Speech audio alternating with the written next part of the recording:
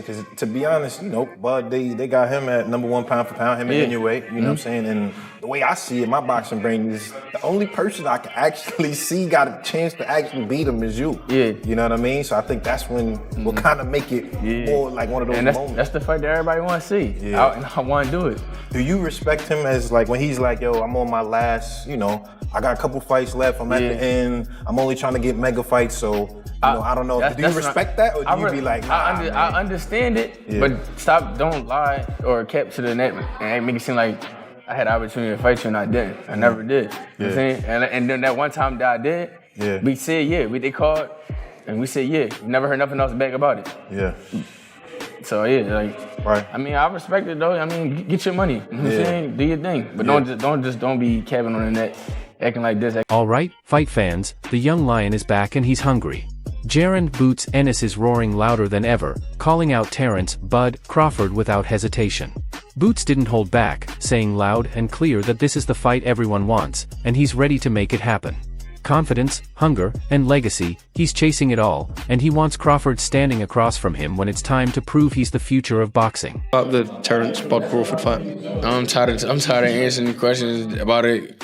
He already said millions of times that he not fighting me or looking my way, so I'm just tired of answering those questions, and if a fight happened, it happened. I want it to happen, but if not... He made it clear that he respects Crawford, especially after hearing Bud mention he's only got a few fights left and wants nothing but mega matchups. But Boots isn't buying into the talk that he ever avoided anyone. In fact, he set the record straight. The one time his team actually got the call for a fight, they agreed on the spot. After that, it was complete radio silence. What does he mean? He said world-class fighter. I guess he's trying to say if you're a world-class fighter. Sign a contract. Exactly, sign a contract. If he wanted to fight, he would have stayed at 47. He obviously said he wanted to move up in compass to be undisputed at 54 or something like that. So right now we ain't worrying about Crawford. We gonna clean 147 now, then we gonna move to 154. If he there and he got a belt, we coming after him. Simple as that. So Boots is basically saying, respect to you, get your money, do your thing, but don't jump online acting like I had my chance and turned it down. That's the kind of energy that shows Ennis isn't chasing clout, he's chasing greatness. He wants the smoke, he wants the spotlight, and most of all, he wants his shot at the pound-for-pound king before the final chapter of Crawford's legendary career is written. Right now in my career, a lot of people like boost this, boost that, boost this. Fighting Boots is a lose-lose situation. I win, they're gonna say, oh, well, he was young, he wasn't ready. He was talented, he was skillful, but you got the experience over him. You got, so much more than this kid that never been tested before. Me fighting Boots will be like, okay, well, you beat Boots. It's not a mega fight. And here's the crazy part. You hear Boots talking like he's starving for that Crawford fight, but on the flip side, Bud's sitting back saying, too late, the line's closed. And honestly, it makes sense. Crawford's earned the right to think that way. He's the final boss who already cleared the map, and now everyone wants a shot because he's the golden ticket. Virgil had his chance, Boots had his chance, but neither stepped up when it mattered most. These guys that see now, they say, oh, he's the ticket.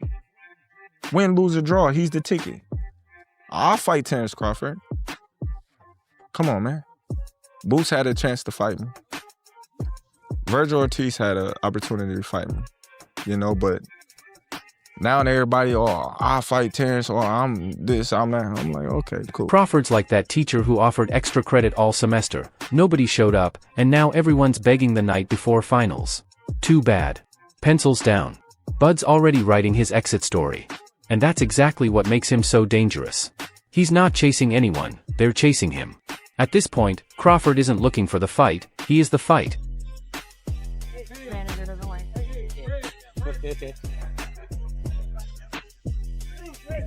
Thought she wasn't gonna watch it. But here's the thing, you and I both know boxing runs on business just as much as bravado. If Boots really wants that shot, talk alone won't cut it. He's got to come with something that moves the needle, real offers, real numbers. Dates, networks, guaranteed purses.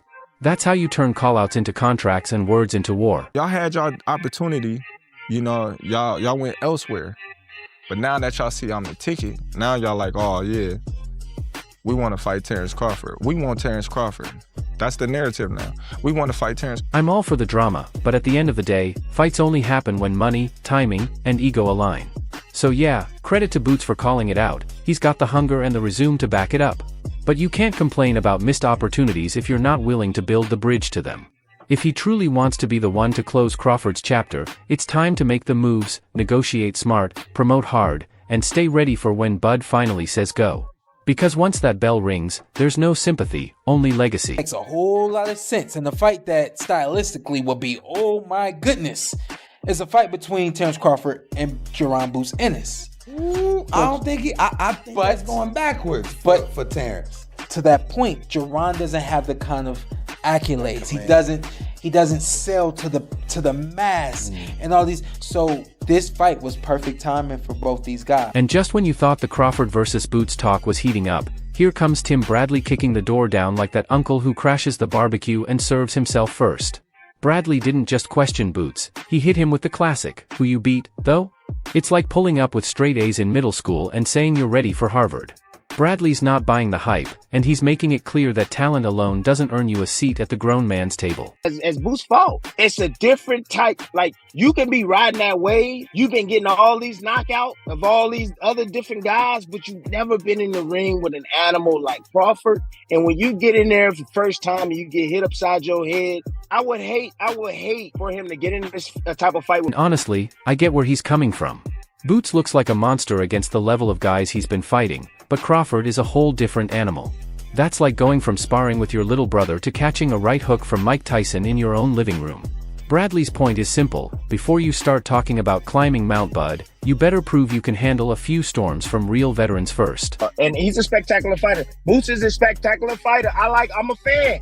I'm a fan of Boots. I think he's next. But he needs to be tested. And let's be real, Boots can earn that shot, no doubt about it. But right now, he needs seasoning, not just flashy highlight reels. If he truly wants Crawford, he's got to show he can take a punch from a veteran and keep coming forward. It's time to stop writing checks his resume can't cash. Until then, we watch, we judge, and we enjoy the show, because boxing hasn't been this entertaining in a long time. Makes a lot of mistakes. Shows a lot of inexperience, rushing in there, trying to go for the kill, leaving himself wide open, leaving himself exposed.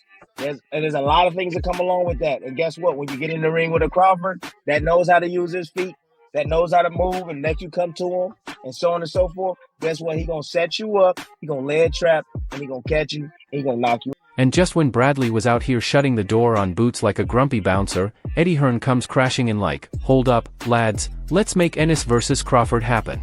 And honestly, that's the kind of chaos boxing fans live for. Because let's face it, Boots just put on a performance so sharp that even Eddie couldn't resist. He's already scripting the sequel in his head.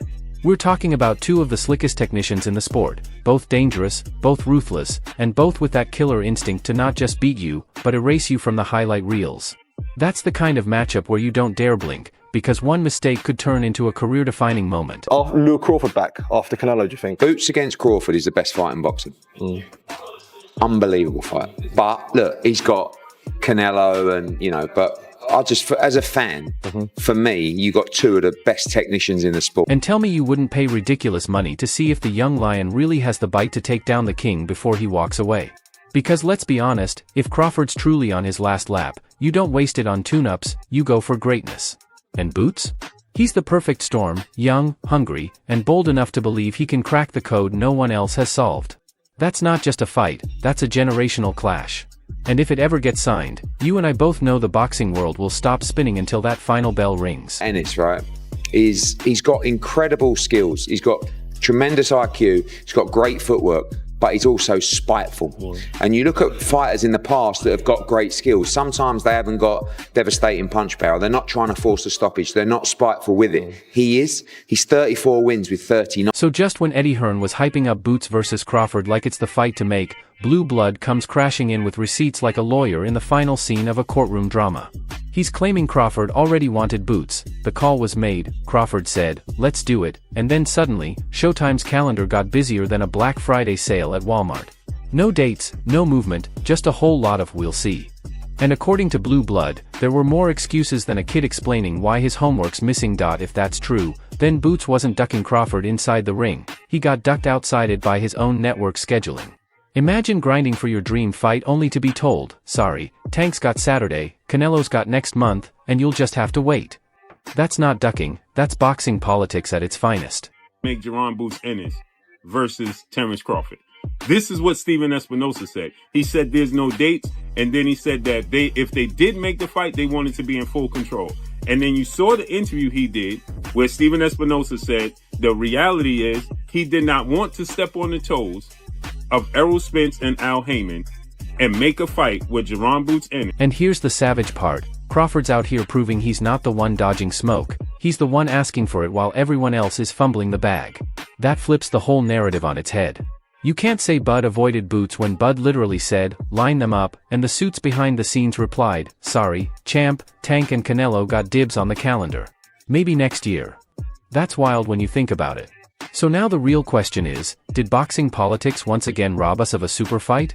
Because if that matchup had gone down when it should've, we'd already be talking about who won the first one, who got dropped, and how crazy the rematch buildup would be. Instead, we're stuck arguing about paperwork, schedules, and missed opportunities, the kind of stuff that keeps great fights trapped in the boardroom instead of the ring. Reality is, Jaron Ennis didn't force his team to make this fight and say, listen, Steven, I'm signed to you and Showtime. I'm not signed to PBC and Al Heyman. You need to do what's best for my career and make this fight happen. And he didn't do that. And the rest is history. Terence Crawford moved. So, at the end of the day, here's the real question for all of us. Is this fight truly about skill, or is it just another case of timing and politics? Because Boots wants Crawford. Crawford said yes. And then the networks started playing musical chairs with the calendar. Meanwhile, Bradley's calling cap, Eddie's yelling, make the fight, and the fans? We're the ones left hanging. So you tell me, is Boots really ready to dethrone Bud, or is this just another what if destined to live in boxing barbershop debates forever?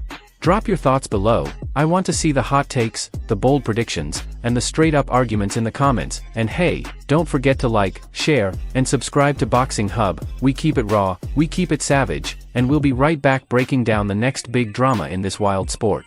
See you in the next one, fight fans.